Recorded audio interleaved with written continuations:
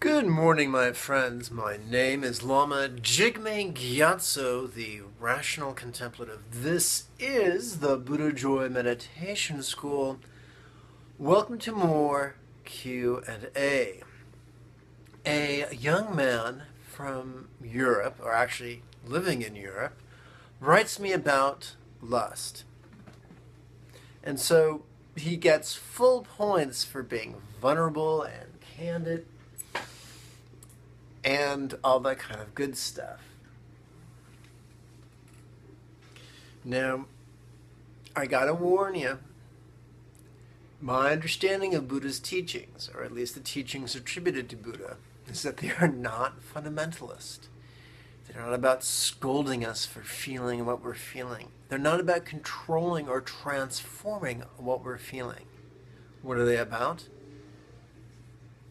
Observing what we're feeling, using what we're feeling to grow in wisdom, and using what we're feeling to grow in compassion as well as love. There are many paths of contrivance, but Buddha's path is not one of them. It is one of spontaneity, centered, flowing spontaneity. Now, there's nothing wrong with lust. In fact, it's useful for the propitiation of our species. Let's face it, humans are not the strongest or fastest animals on the block. We have neither claws nor fangs. We're just not. A chimp, 1/3 our body mass, is more than twice our strength. Really. What sets us apart is our ability to procreate all year long. Our ability to go into estrus every month. That sets us apart. So lust has actually served us quite well biologically. Now, for the last 10 millennia, it may no longer be as convenient as it once was. After all, we can't be copulating or masturbating at the drop of a hat all day long. We'll never get anything done, and we could really chafe ourselves. I think the cat wants out. One moment. Okay, Giuseppe, go play. Let's see how long it takes Giuseppe to want to come back in. Because after all, he's a cat. It's his job. So, there's nothing right or wrong, good or bad about lust. The question is, what do we do with it? Obviously, if we indulge it all day long, every day, we could exhaust or injure ourselves. And of course, if we must never indulge it with an unwilling partner. That is horrendous and monstrous. But there's sometimes lust, even benign lust, is inconvenient. And so I will share with you a set of 15 contemplations to not for the intention of pushing lust away, but with the idea of working with it as productively as possible. I'm assuming that you're familiar with the method of meditation I teach, and if not, no problem, just start coming to my classes. They're free. So let's jump right in. I mentioned 15 exercises. We're really going to do 16. The first one is our old standby.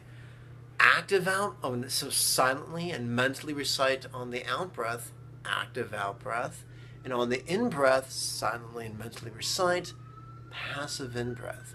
Active out breath, passive in breath.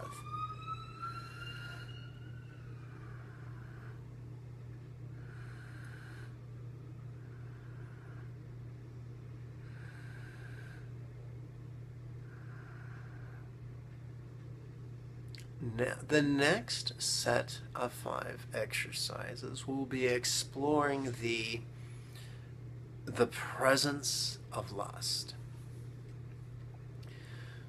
Where feel lust, relaxing, and come let us pretend, or at least explore the possibility that our body-mind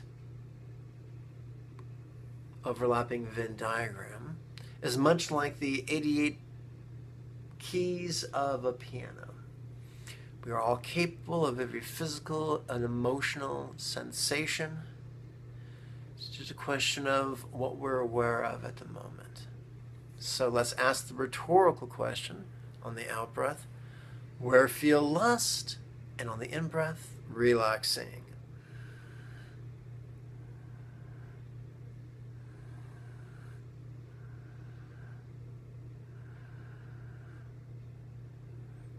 Having explored and studied every school of Buddhism, it's been my experience that virtually in every case, contrived, what's the word I'm looking for? Contrived celibacy multiplies neurosis, which you don't want.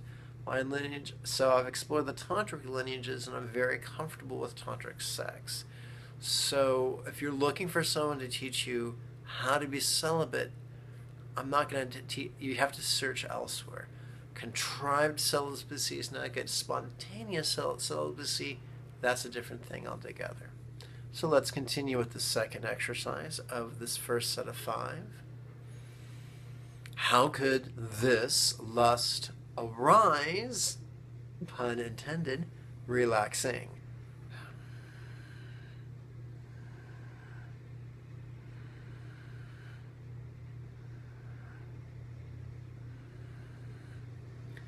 Now we explore impermanence. How could this lust pass, relaxing?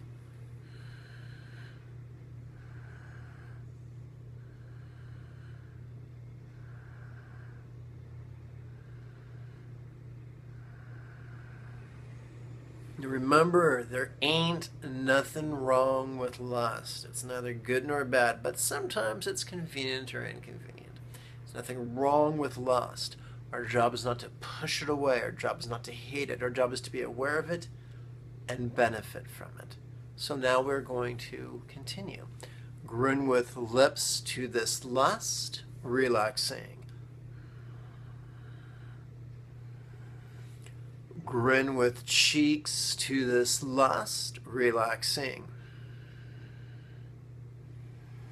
And if you notice me tracing with my fingers, I'm pretty sure you know what body parts we're playing with, but this is reminding you which pathway your awareness can take to optimize the results.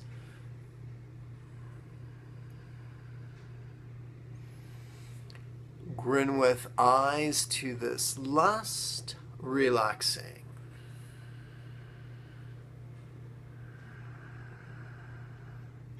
What lust is passing, relaxing.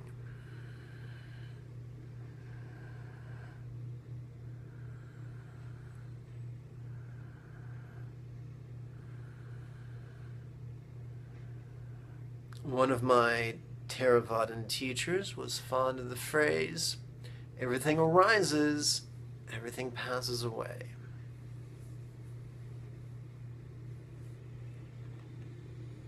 Our second set of 5, we're going to be exploring the 5 aggregates. Remember, all these questions are rhetorical. We do not try to answer them.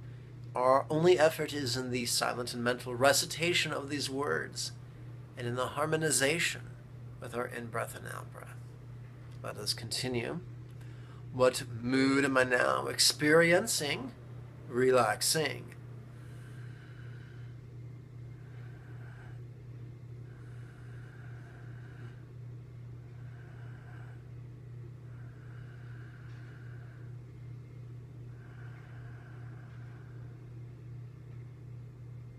What story am I telling? Relaxing.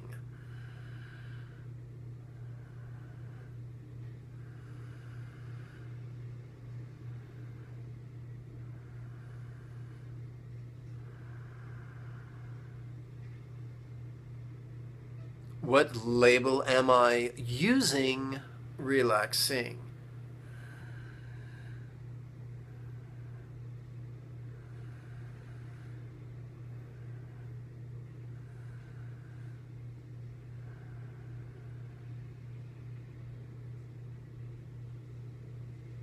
Have I evaluated this as being good, pleasurable, painful, or neither, relaxing?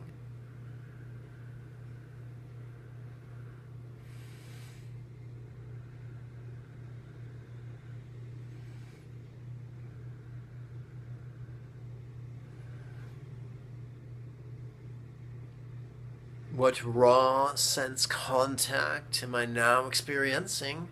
Relaxing.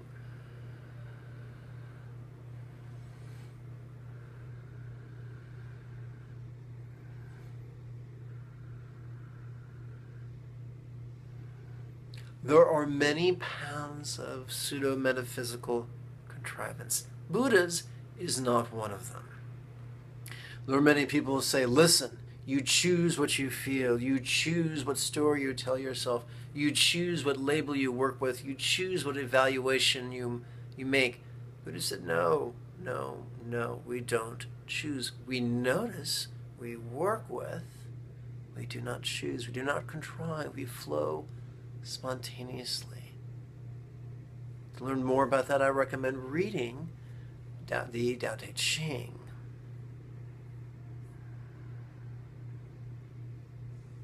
So we've just taken our mood and deconstructed it into raw physical sensations, which have less gravitas, if you will. And now our final set of 5 contemplations.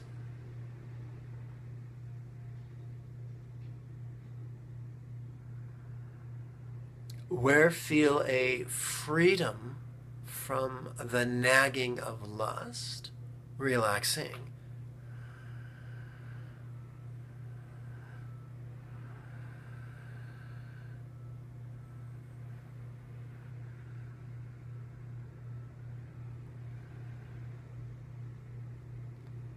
How could this freedom from the nagging of lust arise?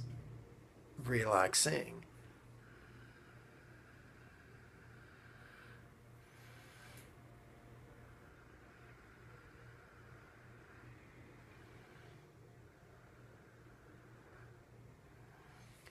Don't worry if you don't feel that.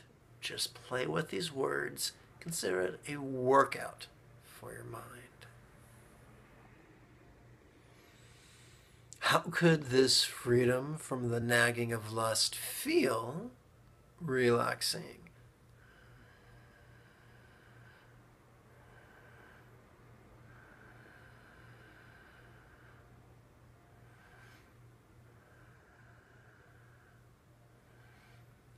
Grin with lips to this freedom from the nagging of lust, relaxing. Grin with cheeks to this freedom from the nagging of lust, relaxing.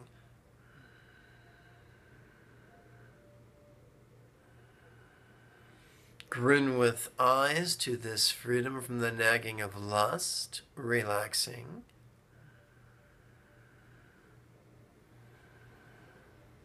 And we conclude with our love meditation.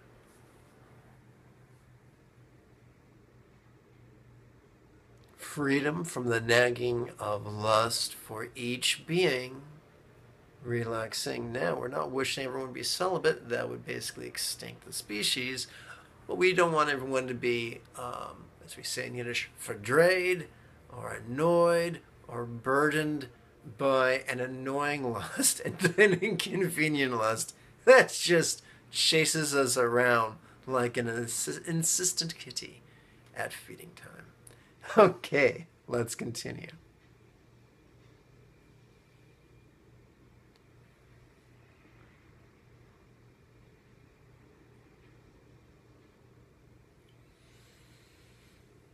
Freedom from nagging lust for each being, relaxing.